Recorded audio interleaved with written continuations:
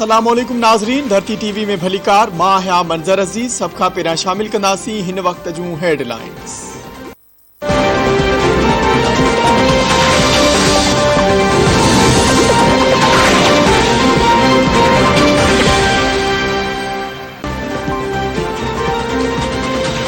कौमी असेंबली में mini budget जो पड़ाडो। मिनी बजट मामले ते अपोजिशन पारा हुकूमत ते छो छंडींदे सख्त तनकीद। डिप्टी स्पीकर कासिम सूरी की सदारत में कौमी असेंबली जो इजलास। नून लीग के ख्वाजा आसिफ चयो आहे त पाकिस्तान एक सिलेंडर 1971 में कयो हो, उन खां वधीक खतरनाक सिलेंडर हाणे कयो पियो वञे।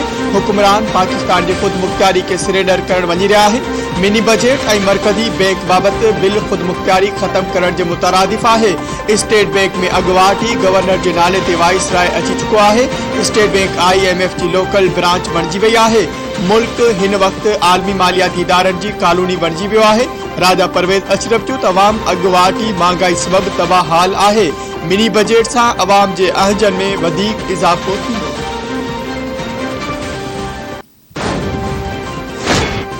सेनेट इजलास में PP सेनेटर शीरी रहमान पारा कौमी सलामती पॉलिसी ते सवाल उथारण ते हुकूमती मेंबरन की मुदाखलत।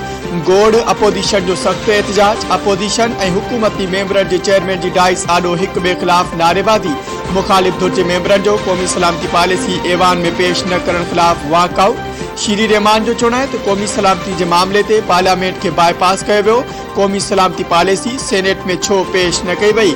TTP जहे पाकिस्तान खिलाफ जहाद जो ऐलान किया है, अवां उनके माफ़ करण और खेन कबूल करण वही रहा हो। छा उन पॉलिसी से पाकिस्तान महफूज थींदो?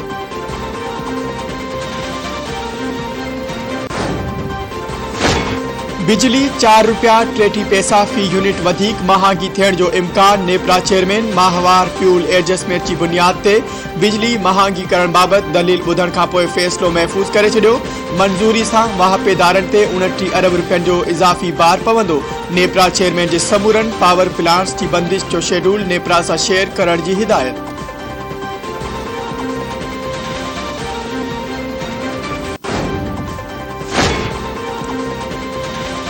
पीपुल्स पार्टी बिजली के अघन में इम्कानी वाद रद्द करे छड़ी। शीरी रहमान चयो आहे त फ्यूल एडजस्टमेंट की मद में बिजली महांगी करण से वाहपेदारन ते 40 अरब रुपयन का वधिक बार पवंदो। गरीब आवाम के रिलीफ पैकेज ॾियण के दावेदार हर ॾींहुं महांगाई जो बम केराइन पिया। छा वाहपेदार महांगी LNG से बिजली पैदा करण जा जिम्मेवार आहिन? तबाही सरकार एक साल में बिजली के फी यूनिट कीमत में 18 रुपयन का वधिक इजाफो कयो। महांगाई का परेशान अवाम पथा वधिक बार न विधो वञे।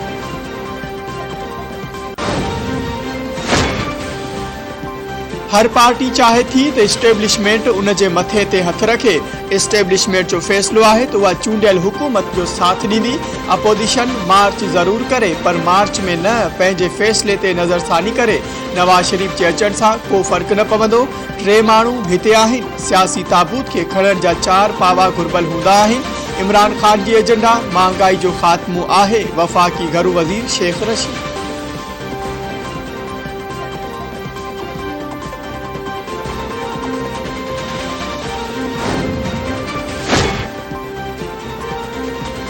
सिंध हुकूमत के तर्जमान मुर्तदा वहाब चयो आहे त आइन मूजिब गैस जिता निकरे थी पहिरियों हक उन ते सूबे जो हूंदो आहे। सिंध सूबे के पंहिंजे हिस्से जी गैस नथी ॾिनी वञे। PTI न गैस न बिजली न ई रोज़गार ॾेई सघी। गैस दवाऊं खंड अटे ऐं बिजली जो बहरान पैदा थी वियो। मुल्क जो हर शहरी महंगाई सबब परेशान है। वफाकी हुकूमत पंहिंजी जिम्मेवारी पूरी करण में नाकाम थी चुकी। कराची जो अवाम ॾिसंदो PTI MQM छा कयो ऐं पीपुल्स पार्टी छा करे रही है।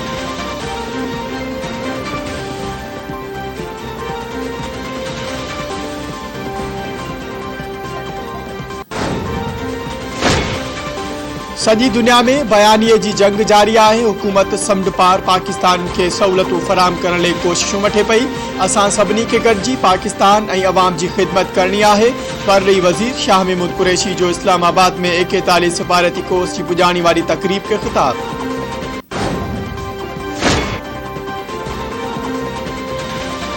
वफाकी राजधानी जो नऊ मकानी निज़ाम इस्लामाबाद हाई कोर्ट में चैलेंज। मेयर जी सीधी चूंड ऐं डिप्टी मेयर के हटाइण कानून के खिलाफ है। लोकल गवर्नमेंट एक्ट 2015 की मौजूदगी में ऑर्डिनेंस जरिए नऊ निज़ाम गैर आइनी है।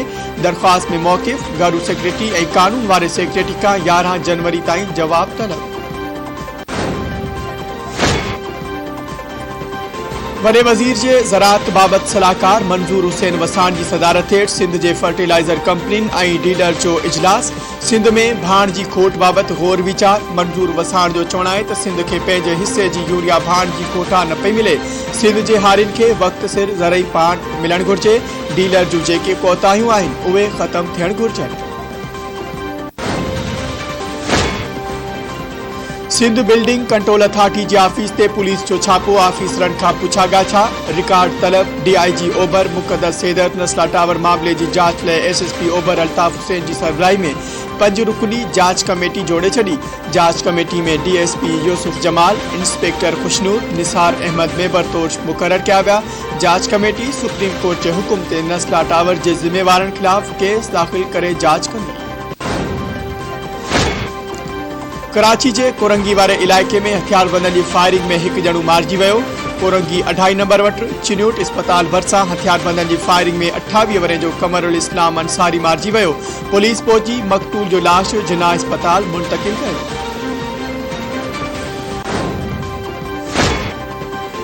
शिकारपुर भरसा हथियारबंदन फायरिंग करे वैन ड्राइवर के कत्ल करे छड़ियो। लखीदर थाने के हद गढ़ी यासी मोड़ वट हथियारबंदन शिकारपुर का रते देरे वेंदड़ वैन ड्राइवर ते फायरिंग करे ॾिनी। रते देरे वासी अब्दुल वहीद सुमरो थॾे ते दम दणी हवाले कयो। पुलिस जो चवण आहे त वाक़ियो दुश्मनी लगी रहियो आहे। वधीक जांच कई पई वञे। सागड़ भरसा औरत जो फाहो खाधल लाश हथ। वालदेन पारां मुड़ुस ते क़त्ल जो इल्ज़ाम। गोठ 3 जमड़ाऊ में परिणयल औरत पठानी जो घर में फाहो खाधल लाश मिलियो। नारी के वालदेन संदस मुड़ुस ते क़त्ल जो इल्ज़ाम मड़ी छड़ियो। नारी के मुड़ुस राजू भील चयो आहे त संदस ज़ाल आपघात कयो आहे। इतला ते सिंजोर पुलिस लाश खणाए अस्पताल मुंतकिल कयो। खैरपुर के रानीपुर वाले इलाके में 2 नौजवान पुरस्कार नमूने गुम। वारसन अगवा जो शक जाहिर करे छड़ियो।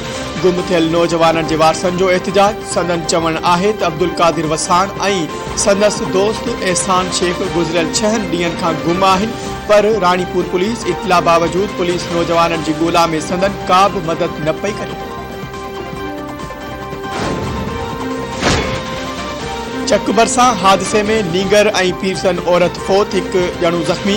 चक बरसा गोठ सादिक की वांड वेझो PP MPA मीर आबिद खान सुंदरानी के स्काट की गाड़ी जो मोटरसाइकिल से टक्कर। गोठ थानरियोवासी 2 वरे जो मासूम नीगर मोहम्मद वरियल महर 60 वरे की पीरसन औरत रुकयत महर फोत। हमादुल्ला महर जख्मी। फोतिन जा मर्द ऐं जख्मी के अस्पताल मुंतकिल।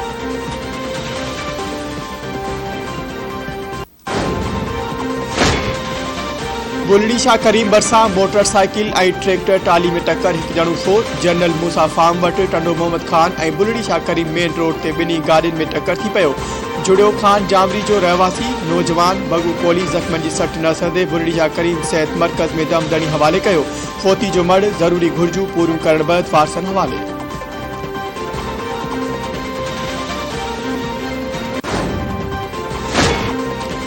सिंध में भाण की हथरादू खोट ऐं ब्लैक ते विकिरे खिलाफ मुख्तलिफ शहरन में एहतजाजी मुज़ाहिरा।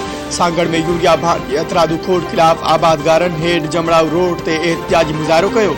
जाती में यूरिया भाण की खोट ऐं ब्लैक ते विकिरे खिलाफ ज़मींदार एक्शन कमेटी ऐं आबादगारन जो मुख्तियारकार ऑफिस गेट अॻियां धक मुज़ाहिरो।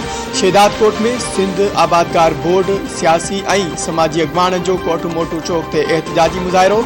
नारेबाज़ी। सेठारजा में आबादगारन जो एहतजाज। आबादगार अॻवाननि जो चवण आहे त यूरिया भाण के डीलरन हथरादू खोट पैदा करे 1750 रुपयनि की फी बोरी 2400 का 3100 रुपयनि ताईं विकिरो थी रही है।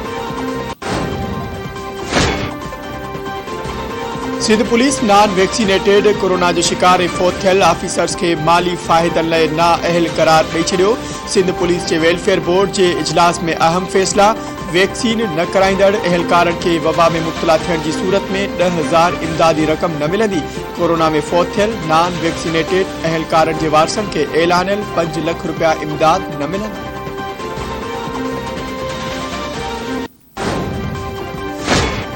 लाड़काणू रीजन में लेडीज़ कांस्टेबल जी भर्ती लाइ पाकिस्तान टेस्टिंग सर्विस की निगरानी हेठ लाड़काणू, कंबर, शेदातकोट, शिकारपुर, जैकबाबाद और कश्मीर कंदकोट ज़िलन सां वास्तो रखंदड़ उम्मीदवारन खां दौड़ की टेस्ट वरती वई। 7 किलोमीटर दौड़ में 310 खां वधीक उम्मीदवारन की शिरकत।